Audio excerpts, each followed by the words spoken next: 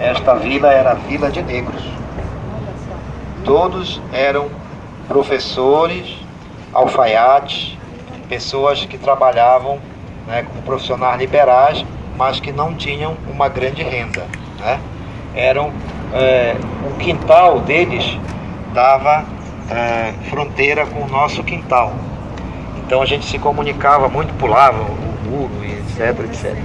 E me lembro perfeitamente, uma família muito estimada, creio que ainda moram por aqui, porque alguns eu vejo circularem por aqui. Tipicamente a demonstração de que a vila do Marizal era uma vila que demarcava essa história que o professor Vicente fala do bairro dos pretos, do bairro dos negros. Tá? Este casarão que vocês estão vendo aqui, ainda preservado, eu não sei se fala assim, desculpem lá os arquitetos e urbanistas, mas veja, a editora Pacatatu, não é qualquer lugar. É a editora de um grande companheiro, um grande camarada, professor da Universidade Federal, professor Armando. Professor Armando, que faz um trabalho extraordinário, a melhor acervo de Amazônia que tem em Belém, está nessa livraria. Você vive trancado por causa da questão da violência, mas está uma placa quando está aberto. Está aberto. Aí você bate, eles abrem, você tem acesso. E ele tem aqui uma pequena galeria que ele vai agitar para começar a fazer um trabalho cultural aqui. Esse espaço eu pedi para parar, primeiro porque é um dos poucos casarios que sobrou aqui, nesse pedaço. Diversos, quase que o prédio inteiro aqui, o quarteirão inteiro, era de casarões desse nível, já um pouco mais elitizado esse pedaço aqui. Diferente do lado de lá, que eram as baiucas, as casas de madeira, de enchimento, de pau a pique, etc, etc. Pois bem, então essa referência, que a Paula pode comentar mais, não sei se...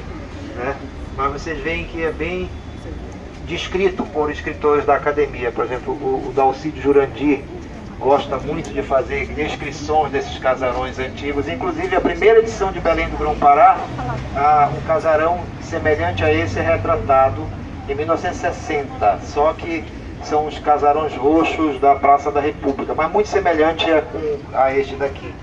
É só para dizer, reforçar que aqui existe uma grande editora, um grande espaço de resistência desse bairro hoje, é o professor Armando com a Pacatatu. Alguém quer falar?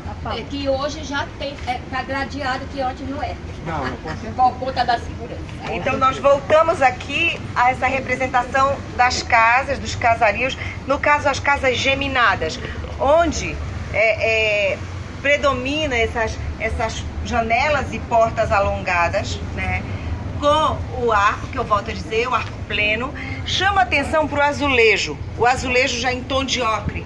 Os azulejos mais antigos são em tons de branco e azul, porque a adição do cobre que dá esse tom avermelhado foi posterior. Então, os mais antigos realmente, lá pela Cidade Velha, a gente encontra os tons de branco e azul. Depois, aos poucos, começou o amarelo, branco, azul e amarelo, e logo depois veio o azulejo com esses tons mais terrosos. E essa representação, vocês imaginam, como o professor falou, que era a rua inteira. Então é como, quem já conhece Lisboa, é como se estivesse andando por Lisboa com os seus casarios. Quem não conhece ainda, não fique desanimado. Vocês trabalham com arte, vão ter que se esforçar para ir lá alguma vez, né? E mais perto, né? E aí, Paula, seria o exemplo também da vila de casas semelhantes. Isso. Que a gente já falava, entendeu? Então não é no sentido de vila como beco, aquela que a gente, né? Como tem ali. Então no Reduto a gente vai ver essas duas representações, aquelas de beco, que era dos operários, e vai ver de casa semelhante, que já era da população já de classe média, né? Média para alta, não é isso? E essa denominação vila é até uma coisa um pouco italiana, que não é vila, é uma cidade, são as vilas, aquela coisa pequena, de casas muito bonitas. Geralmente essas casas tinham um longo corredor, que vai até o final, com os quartos ao lado e uma área de ventilação, porque apesar de todo o nosso clima, elas eram feitas para serem confortáveis, para ter um conforto ambiental, para ser agradável. Por isso esses porões, que a gente chama porão alto, que eles afastam a parte de cima, porque Aqui embaixo era mais serviço. A habitação começava lá em cima, então era realmente muito confortável, muito ventilado. Essa iluminação que entrava pelo lado, pelos quartos, proporcionava isso. O próprio azulejo, voltando a falar disso, ele foi muito usado aqui. Em Lisboa não tem tanto. Tem algumas casas que são revestidas de azulejo na fachada, mas eles gostam muito do azulejo interno. Então os azulejos portugueses predominam na parte interna. Aqui em Belém foi muito aceito justamente pela questão térmica. Até porque eles eram fáceis de limpar, eles, com a umidade excessiva, várias vezes quando era só a parede, eles tinham que estar pintando sempre a casa, e com o azulejo não tinha essa necessidade. Então até economicamente era adequado para as pessoas que optavam pelo azulejo. Eu queria até fazer uma proposta, viu, Gorete? O companheiro, você estava falando da questão da exposição. Quem sabe propor para o professor Armando que ele faça parte dessa exposição, se não toda lá, porque lá tem um espaço mais estruturado, mas uma exposição aqui dessas fotografias, porque inclusive está tudo preservado nesse casarão, né? Está no roteiro, é do casarão, e ele vai ter maior satisfação de fazer isso aí com a gente, e a gente aproveita e tem acesso também ao acervo deles, que é um acervo interessantíssimo.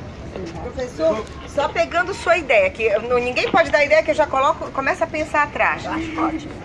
De repente, podia ter em cada roteiro uma casa, um local onde essas fotos ficassem expostas. Aqui seria a exposição do roteiro do Marizal.